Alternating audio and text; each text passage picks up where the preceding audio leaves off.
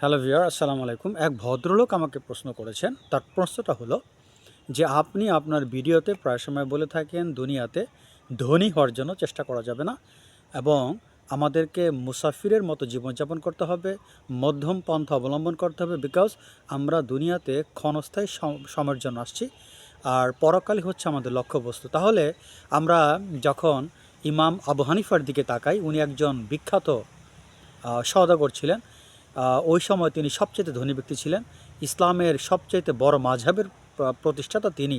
তারপর বিশিষ্ট সাহাবী হযরত উসমান রাদিয়াল্লাহু আনহু, উনি অনেক ধনী ছিলেন। তারপর স্বয়ং হযরত মুহাম্মদ সাল্লাল্লাহু আলাইহি সাল্লামের স্ত্রী মা খাদিজা রাদিয়াল্লাহু আনহা, উনি অনেক সম্পদের মালিক ছিলেন। এরকম অনেক সাহাবী ছিলেন এবং অনেক আধ্যাত্মিক ব্যক্তি ছিলেন যারা অনেক টাকা পয়সার মালিক ছিলেন। ওই সময়কালে তারা অনেক ধনী ছিলেন। তাহলে তো আপনার ভিডিওর সাথে তাদের জীবনের আমরা একটা মিল পাচ্ছি না।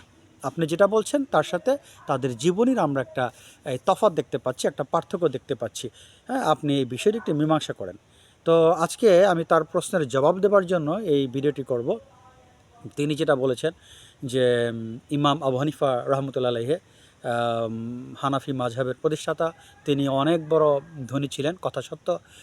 মা খাদিজা রাদিয়াল্লাহু আনহু, হযরত উসমান রাদিয়াল্লাহু আনহু, এরকম অনেক সাহাবী ছিলেন যারা প্রখ্যাত ধনী ব্যক্তি ছিলেন, সবই কথা সত্য। তো তারা ধনী ছিলেন, এটা সত্য, এবং ওই সময়কালে তারা খুবই ক্ষমতাশালী ব্যক্তি ছিলেন। সামাজিক মর্যাদাও তাদের সেরকম ছিল, সবই সত্য। তো আমি একটা কথা বলবো এই প্রশ্নের জবাব দেওয়ার আগে, সেটা হচ্ছে দয়া করে এই মুসলিম মহাত্মা যাদের কথা আমি বললাম, তাদেরকে দয়া করে আপনারা দুনিয়া পাগল কোনো ধনী ব্যক্তির সাথে তুলনা করবেন না। তাহলে এখানে একটা মস্ত বড় অপরাধ করতে বসছেন। দুনিয়া পাগল কোনো ধনী ব্যক্তির সাথে দয়া করে এই সাহাবীদের কথা, এই আবু হানিফার কথা, এরকম যারা ছিলেন প্রখ্যাত ব্যক্তি যারা ছিলেন, তারা ধনী ছিলেন, কিন্তু দুনিয়াদার ধনীর সাথে আর তাদের সাথে কোনো কম্পেয়ার করা চলে না, কোনো তুলনা করা চলে না। যদি আমরা তুলনা করি, আমরা কিন্তু আমাদের অজ্ঞতার পরিচয় দিব এবং এর জন্য আমাদের মহান আল্লাহ তাআলার কাছে ক্ষমা চাওয়া উচিত। আমি এই দুই ধরনের ধনী ব্যক্তিদের একটা পার্থক্য বোঝানোর চেষ্টা করব। একটু মনোযোগ দিয়ে ভিডিওটা শুনবেন। সেটা হচ্ছে আপনার ইমাম আবু হানিফা রহমতুল্লাহ আলাইহি, হযরত উসমান রাদিয়াল্লাহু আনহু, মা খাদিজা রাদিয়াল্লাহু আনহু, এরকম অনেক যারা ইসলামের উজ্জ্বল নক্ষত্র ছিলেন, তারা অনেক ধনী ছিলেন। কিন্তু তাদের এই ধন উপার্জন কিন্তু তাদের লক্ষ্য ছিল না। তারা মূলত ব্যবসা পরিচালনা করতেন। তাদের লক্ষ্য ছিল কি? ব্যবসাটা তারা সৎভাবে পরিচালনা করতেন এবং সঠিকভাবে তারা পরিচালনা করতেন। আর তারা যে ব্যবসা করে সফল হবেন, এটা কিন্তু তারা কখনো ভাবতেন না। তাদের মূল এটা ছিল সঠিকভাবে ব্যবসাটা পরিচালনা করা, সৎভাবে ব্যবসাটাকে পরিচালনা করা। আর ব্যবসা করলেই যে তারা অনেক টাকার মালিক হবেন, এই চিন্তাভাবনা তাদের ছিল না।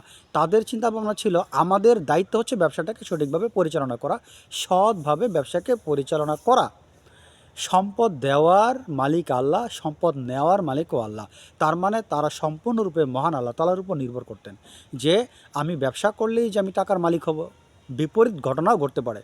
এর জন্য তারা সবসময় আল্লাহর উপর নির্ভর করতেন। যদি দেখতেন যে আল্লাহ পাক তাদেরকে নিয়ামত দান করেছেন, সম্পদ দান করেছেন, তখন তারা মহান আল্লাহ তাআলার শুকরিয়া আদায় করতেন। যদি তাদের কোনো ইকোনমিক ক্রাইসিস হতো, আর্থিক বিপর্যয় হতো, তখনও কিন্তু তারা মহান আল্লাহ তাআলার শুকরিয়া আদায় করতেন। অর্থাৎ উভয় অবস্থা তারা মহান আল্লাহ তাআলার শুকরিয়া আদায় করতেন। বিষয়টা বুঝতে হবে। তাদের ধন উপার্জন লক্ষ্য ছিল না, তারা ব্যবসা পরিচালনা করতেন।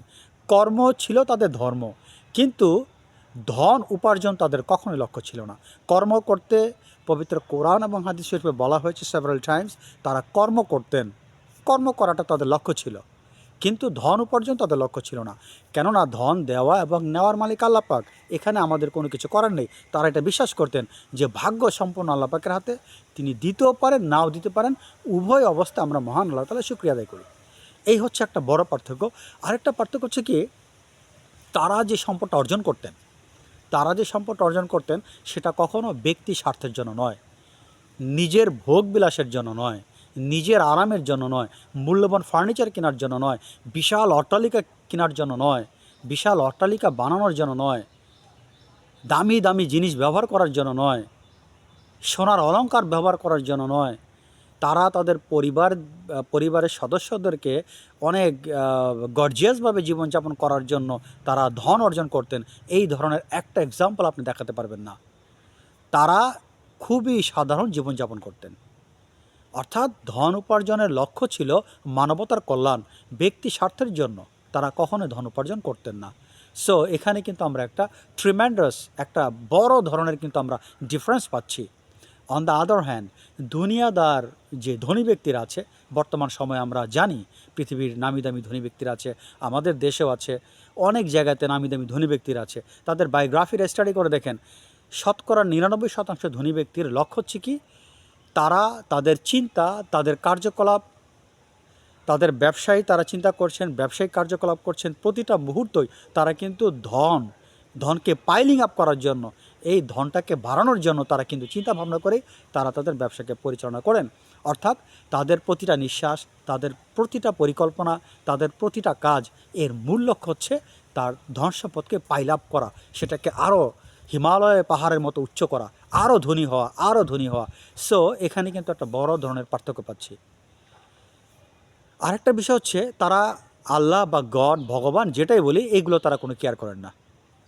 তারা মনে করেন ভাগ্যকে আমি নিজে সৃষ্টি করি, আমি কষ্ট করছি, আমি মেধা খাটাচ্ছি, আমি পরিশ্রম করছি, আমি পরিকল্পনা করছি, আমি ধন অর্জন করবই, আমার কোনো লস হবে না। তারা নিজেকেই নিজের ভাগ্যের প্রতিষ্ঠাতা মনে করতেন। আল্লাহ, খোদা, এগুলো তাদের জীবনে এগুলো কোনো লক্ষ্য না। তারা চিন্তা করতেন ধন অর্জন আমিই করব, এটা আমার হাতের একটা শক্তি। সেজন্য যদি কোনো কারণে তারা বিজনেসে ফেইলিওর হতেন, তারা কিন্তু ফেইলিওর হতেন না, হন এখনও যেহেতু এই ধরনের দুনিয়াদার ধনী ব্যক্তি আছেন, যদি তারা কোনো কারণে তাদের বিজনেসে যদি ফ্লপ ডাউন করে, তারা যদি ফেইলিওর হয়ে যায়, তখন কিন্তু তারা খুব ফ্রাস্ট্রেটেড হয়ে যায়, হতাশ হয়ে যায়, মানসিকভাবে ভেঙে যান। তারা নিজেদেরকে ব্লেম করে যে আমার ফল্টের জন্য কিন্তু আমি বিজনেসে লস খেয়েছি। তারা ভাগ্যটাকে মানেন না। আরেকটা বিষয় হচ্ছে, তারা কিন্তু ধন উপার্জন করেন শুধুমাত্র আত্মকেন্দ্রিক। শতকরা 99%, আমি সবাইকে কিন্তু বলছি না, কিছু লোক আছেন তারা মানবতার কল্যাণও কাজ করেন, সেটি আপনারা ভালো করে জানেন, আমার চাইতে ভালো জানেন। কিন্তু অধিকাংশের কথাটা আমি বলছি, তাদের চিন্তাভাবনা ধন উপার্জন করে আমরা ভোগ বিলাসিতার সর্বোচ্চ উদাহরণ পৃথিবীতে স্থাপন করব, যে মানুষ সর্বোচ্চ কত ভোগবিলাস জীবনযাপন করতে পারে, আমাদের চাইতে কেউ উচ্চতর ভোগবিলাস জীবনযাপন করতে পারবে না।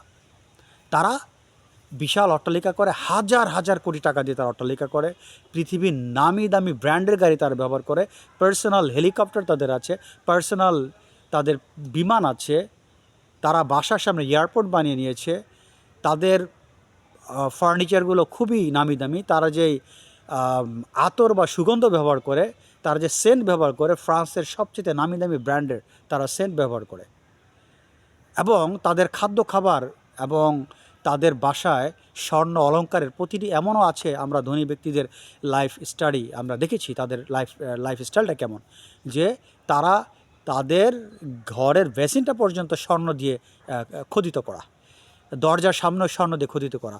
তাদের ধন উপার্জনের লক্ষ্যই হচ্ছে ব্যক্তিগত ভোগবিলাসিতাকে আত্মতৃপ্ত করা।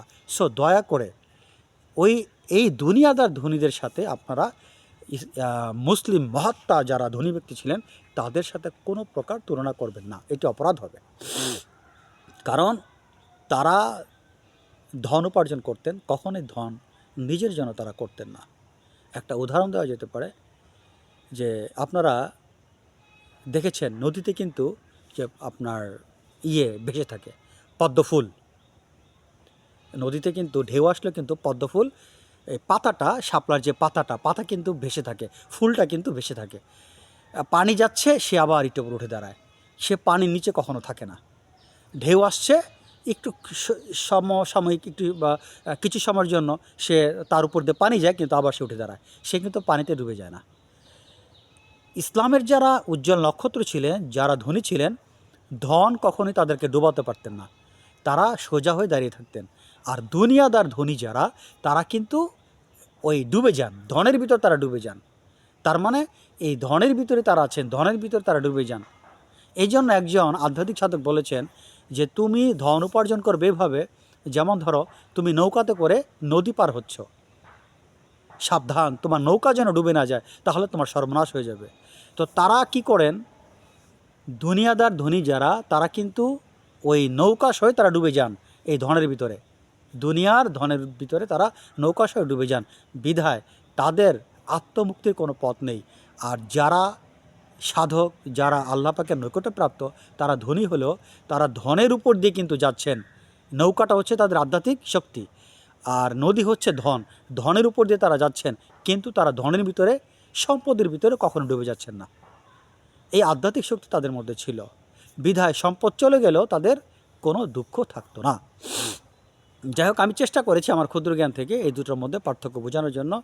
হয়তো আপনারা আমার প্রশ্নের জবাবটি পেয়েছেন। আজকের ভিডিও এখানেই শেষ করতে চাচ্ছি। আল্লাহ হাফেজ।